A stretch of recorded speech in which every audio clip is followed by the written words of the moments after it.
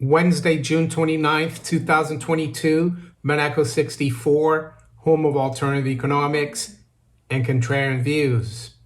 So when all else fails, you turn to gold. That's monetarily, of course. And it happened in 1923 as well, in the aftermath of the German hyperinflation in the Weimar Republic.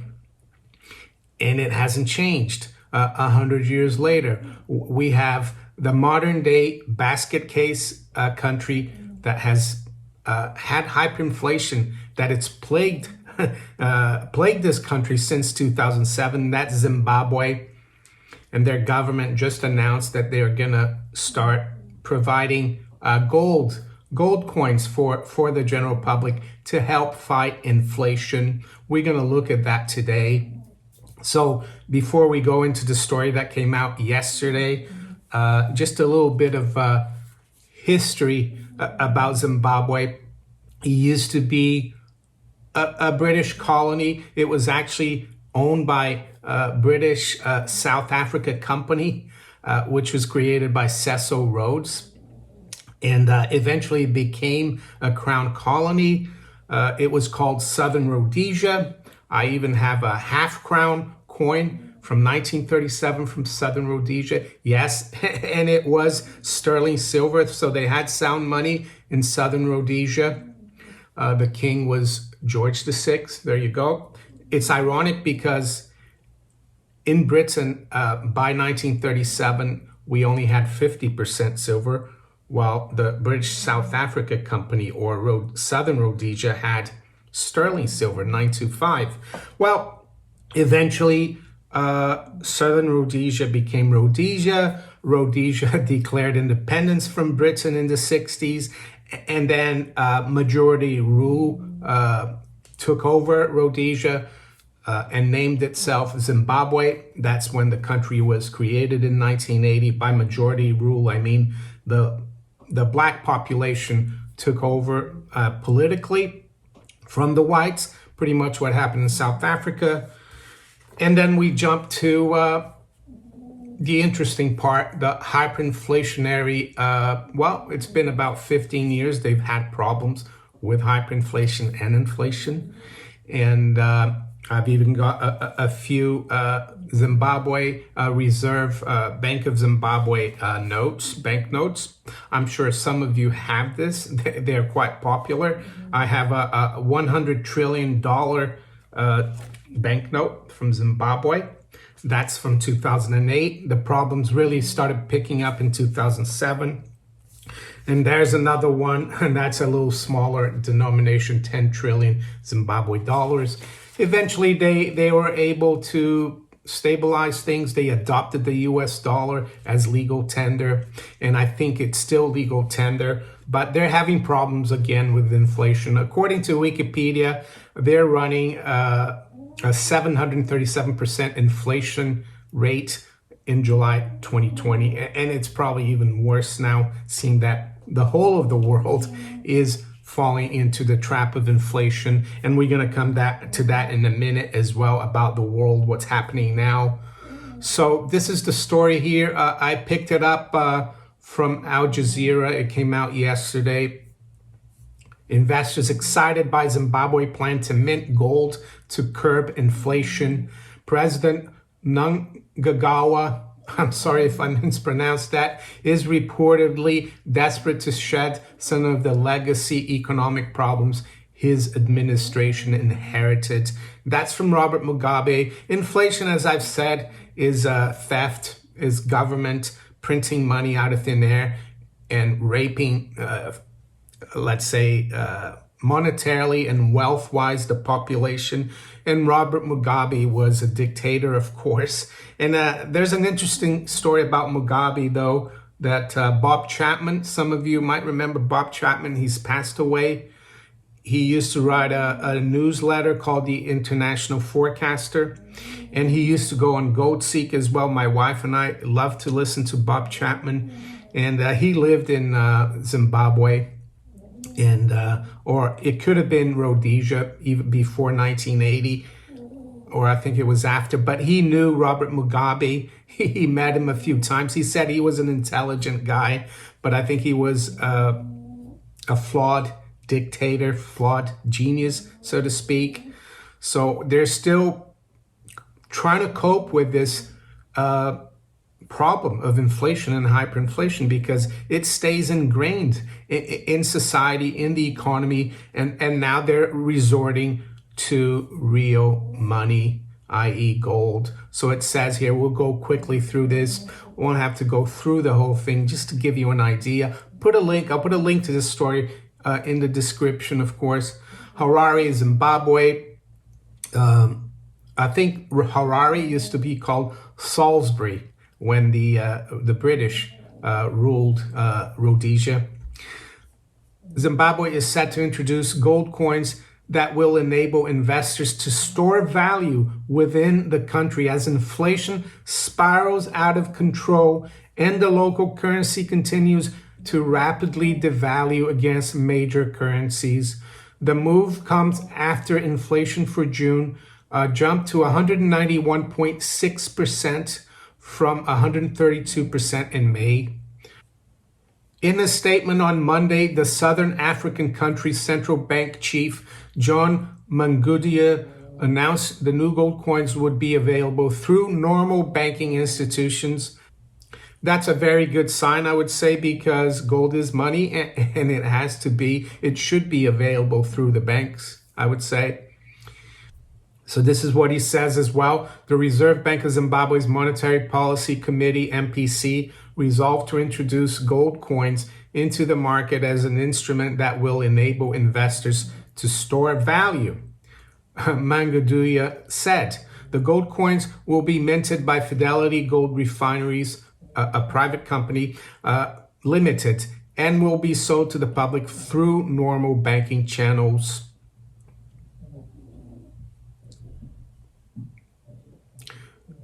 I'll continue here. The central bank's monetary policy committee expressed great concern on the recent rise in inflation, which increased by 30.7% on a month-on-month basis for June 2022. Authorities are struggling to pull Zimbabwe from the grips of an economic crisis characterized by high inflation, rapidly devaluing local currency. Well, that is inflation anyway, but let's continue. 90% unemployment and declining manufacturing output. So yeah, inflation doesn't help the economy. This is a message to the Keynesians out there. The country's inflation has been on an upward trend in the past 3 months as inflationary pressures driven by continued weakening of the Zimbabwean dollar, which is trading at $1 to 650. That's $1 to 650 on the black market. And it looks like their central bank is trying to do something about it. I guess they don't have much to lose with the economy being a basket case, 90% unemployment. And I hope we don't get to this point in the West, but I'm not encouraged. It says here, as part of measures to stabilize the economy, the central bank will more than triple the lending rate from 80% to 200% per annum and raise the interest rate from 50% to 100% per annum. So there you go. I said it last year. They needed to do an emergency meeting, the Fed, and raise rates to like 3-4% to put a stop to inflation, but they never did. They're still like dragging their feet, not just the Fed, but the Bank of England, the ECB. Eventually, unfortunately, I think we're going to go the road of Zimbabwe and we're going to see very high inflation. We might not see 100 trillion, US dollars or pounds, but it will be bad, I think. And why do I think that could be possible? Well, because you see things like this. And this is happening in places like California as well, Austria, and many other places as the cost of living crisis gets worse. So you have here the UK government announcing cost of living support for the public. and they seem to be proud to say that they're spending $37 billion a year to help fight an inflationary problem, because cost of living crisis is an inflation crisis. So what are they going to do? They're going to borrow and print more money to help solve the inflationary crisis. And that's what worries me. And this is not just in the UK.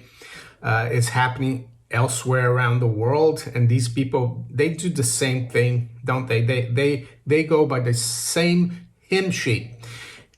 And it's funny because during the Weimar hyperinflation and the run up to the crack up boom they had from 22 to 23, they thought the same thing back then.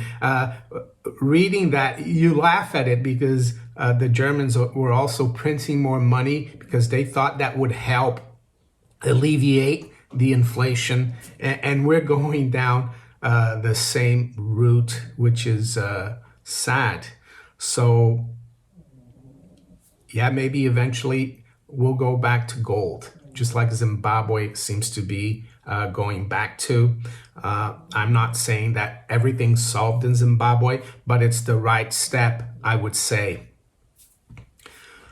So let's quickly go through the markets this morning. It's just before 9 a.m. London time. And just wanted to also let you know that Spanish CPI, which is the Consumer Price Index, which is a measure of prices, which is a consequence of inflation, right? That came out at 10.2%. So double-digit inflation, if you want to call it, in Spain. It was expected at 9%. So it's not peaking. It's not transitory, right? It's increasing. I think we had some really big PPI numbers as well from Spain yesterday. They were in the 40s. It could have been another country, but anyway, yes. And here we have the ECB still with negative interest rates, right? So anyway, we've got spot gold at 18.16. It's down 3. High has been 23. The low has been 18.15. So yes, frustrating, the paper price of gold, the dollar price.